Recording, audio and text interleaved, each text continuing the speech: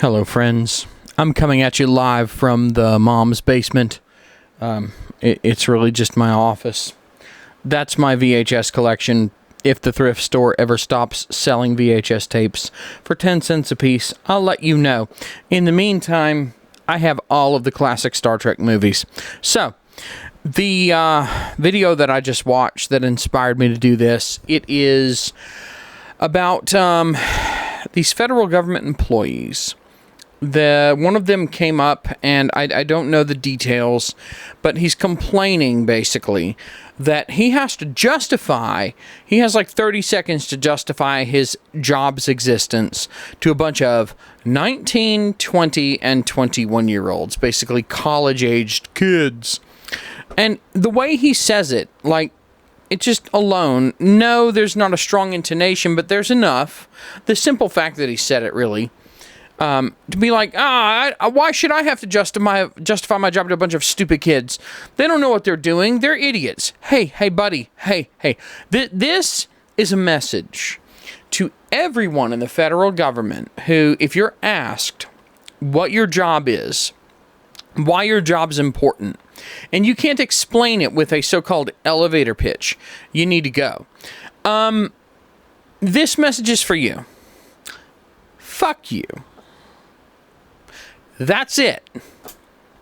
If there's one thing that I can do as a small business owner who has employed several, but now employs only one, and that one being me, it is I can justify my job's existence. And remember, while I am the boss, I have a boss, and that boss is anyone that walks in that door right over there. Anybody that walks in over here that you can't see on camera, that is my boss as the owner of the business. I still answer to my customers. And your customers, as an employee of the federal government, are the American people. If you cannot explain to the American people why what you do matters, then what you do may not matter. And when it's time to bring the hammer down, because we have been going way, way beyond our means for way too long, when it's time to bring a little bit of cutbacks, if you can't explain why your job matters, your job doesn't matter. Because if someone comes to me and they say, hey, fat guy with the beard and the nugget tender vendor in the basement, why is it that I should give you money to do anything? I'm going to say, because if you bring a computer to me, I will fix it. I will make it work. If you put a computer in my room, I will either A, make it work as best as it can, or B, tell you in pretty precise detail why I cannot do so. That's it. You have a problem, computer thing. You need solution, computer help. I provide solution, computer answers. One way or the other. And that wasn't even 30 seconds. That was a really short elevator pitch. If I have to come out to your office, hey, I can look at what you have and tell you why what you have is wrong, and what you need to do to make it right, and what you need to do to make sure that IT guy that you've contracted out, is out of a job, for the most part, over time. In fact, a lot of my business customers benefit from the fact that I work so much to make sure they are set so that if I get hit by a bus tomorrow, they're still okay, that they largely don't have to call me back. And they don't have to call me back, not because I did a bad job, but because I did a good job, because they're secure. It's not that hard. It really isn't. So, if you can't explain your job, look, I understand, I'm autistic, okay? I am high-functioning autistic. Some people called it Asperger's back in the 90s. I was part of the original research on that.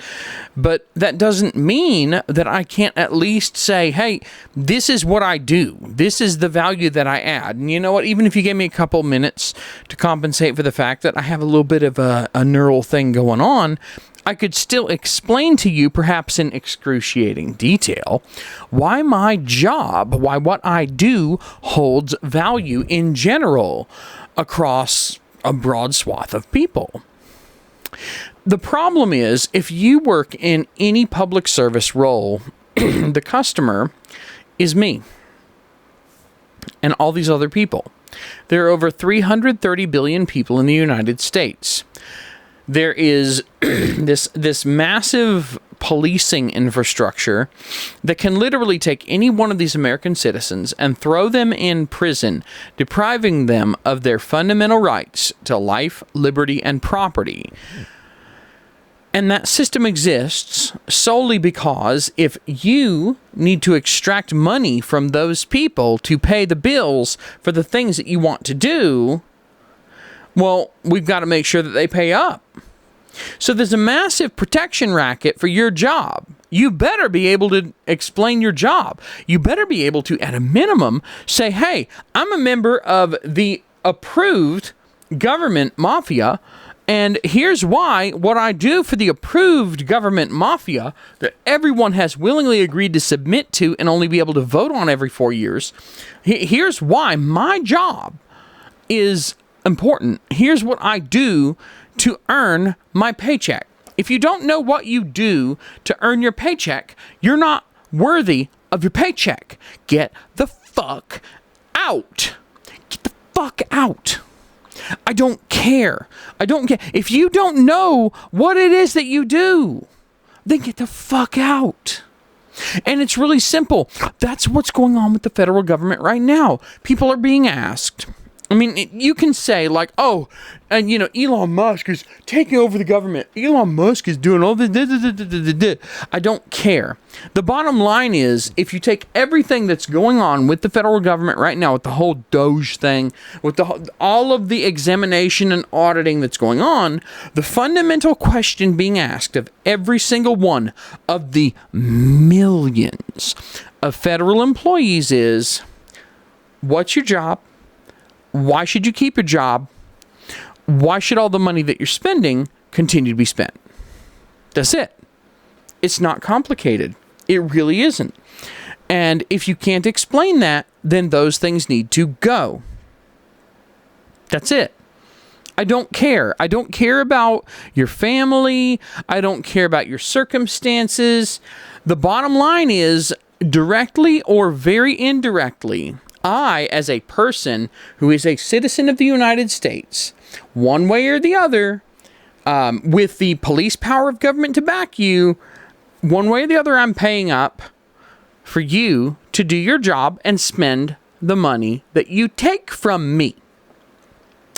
If you can't explain it, then you don't get it. And the problem is, the power has always been in the hands of the government. For once, the power is being shifted back towards the people that actually pay your fucking paycheck. So, yeah, what a fucking shock that a bunch of really quick-minded college-age students that can think a whole lot faster than some fucking graybeard 41-year-old that sits around goofing off with Linux shit. Yeah, what a shock that these dynamic, youthful, inspired individuals are looking at you and going, hey, can you do something that should be really simple and straightforward? Can you tell us why your job matters and what we should do in terms of keeping you versus other people? If you can't answer that simple question, then you don't give a shit about your job. The truth is, you're a drain on the system. And the problem is this, okay? If it was a private company, if it was my company, and I had an employee that was being a slacker, and they weren't doing their job, I could fire them.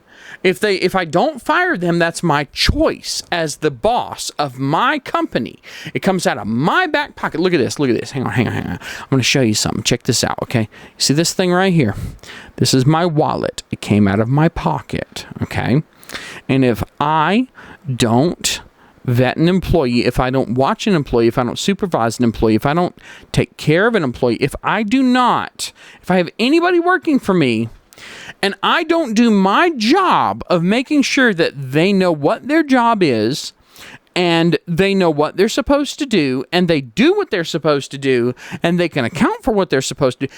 If all that's happening, okay, and they don't know exactly what they're supposed to do and why, and they do it, and I make sure that they do it, then this right here, all this stuff in here, look, like these things right here, right? You see these? Look, I'm so rich I have a 50. Oh my God. These go away, all right? These bills, they go away. I lose this if I don't stay on top of people and make sure they're doing their job and make sure they're doing it right. If I happen to misallocate or if I don't delegate properly or whatever, you take your pick. If I don't do my job, this is where it gets hit. I lose contents of my wallet for no added value to myself or for minimal added value to myself and my business. The problem is with the federal government, the way that it has gone for decades, is they don't have that wallet that I just put back in my pocket to answer to.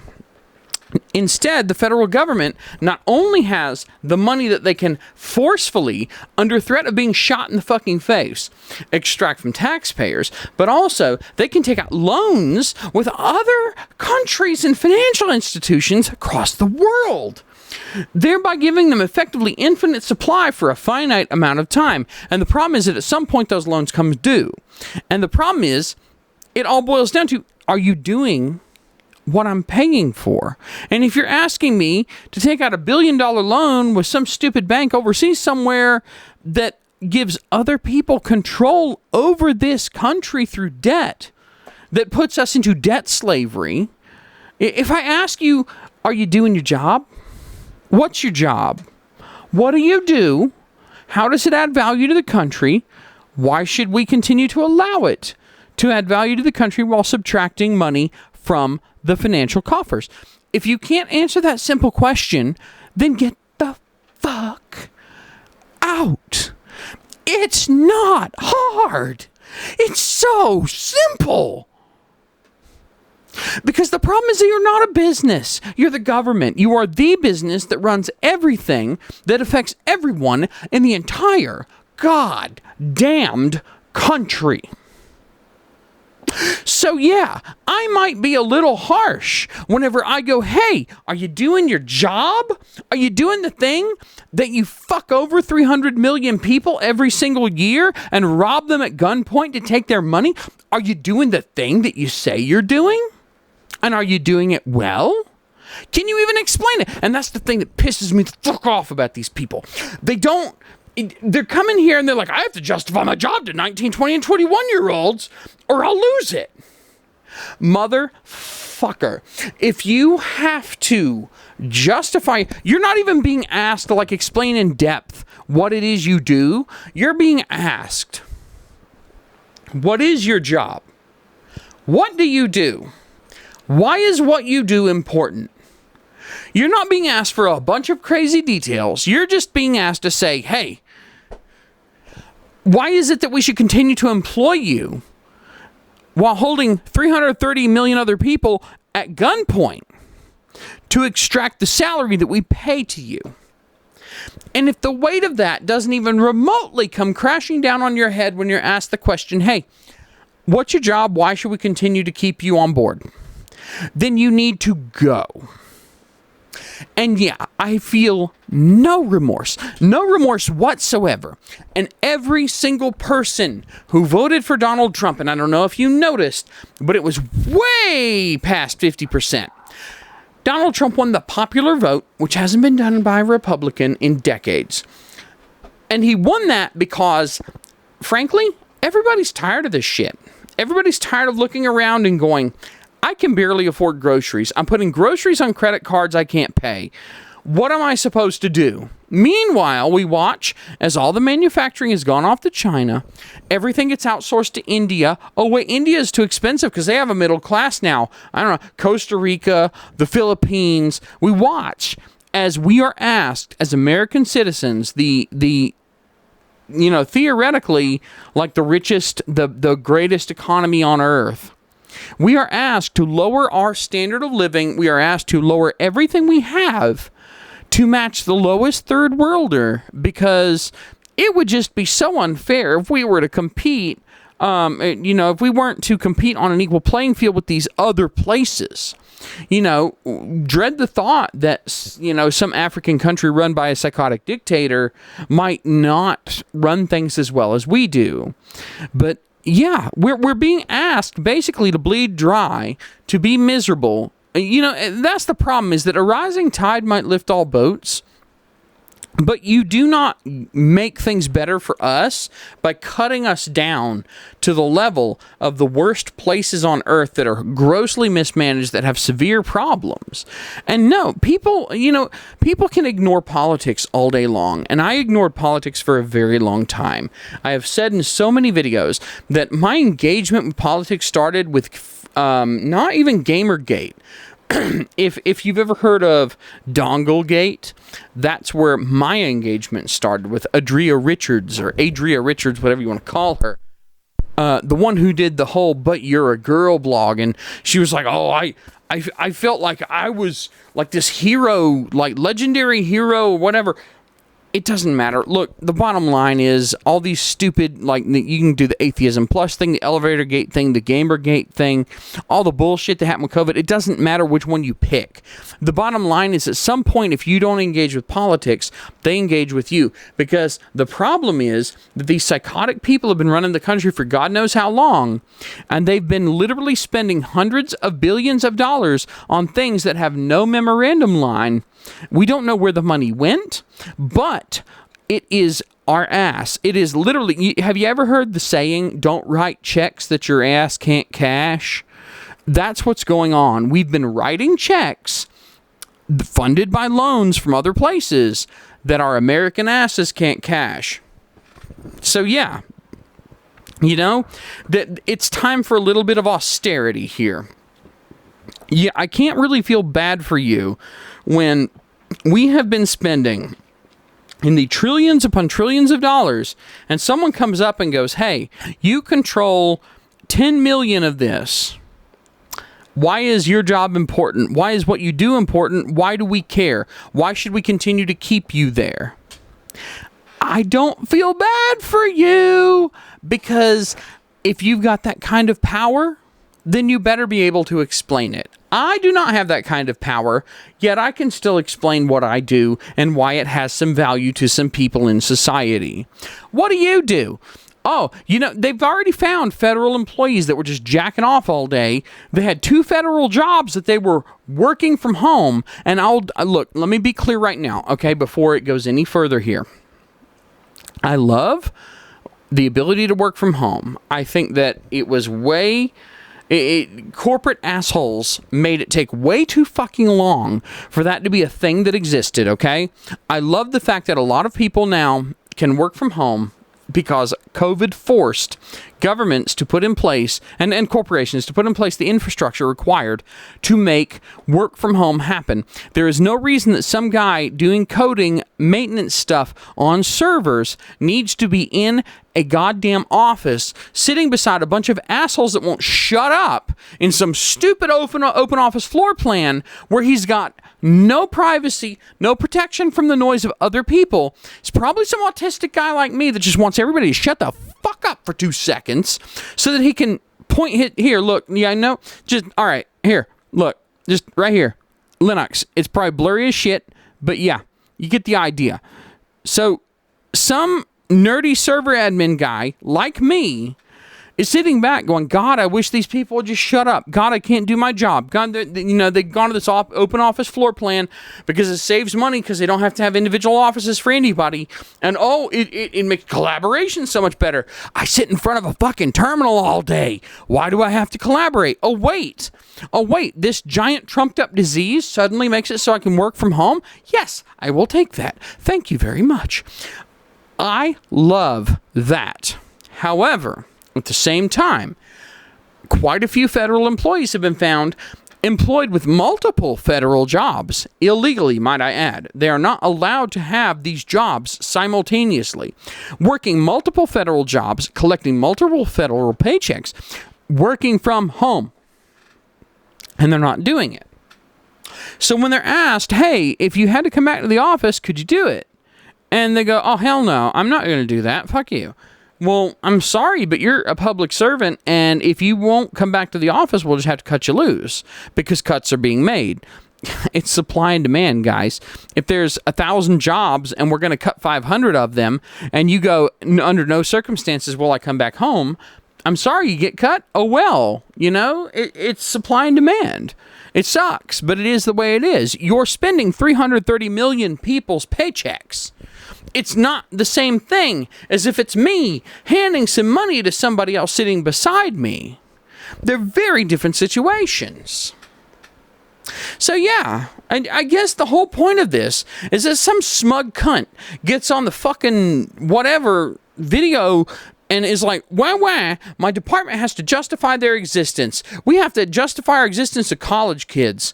We think college kids are stupid, dumb motherfuckers, and we do super duper important work that for some reason we can't explain.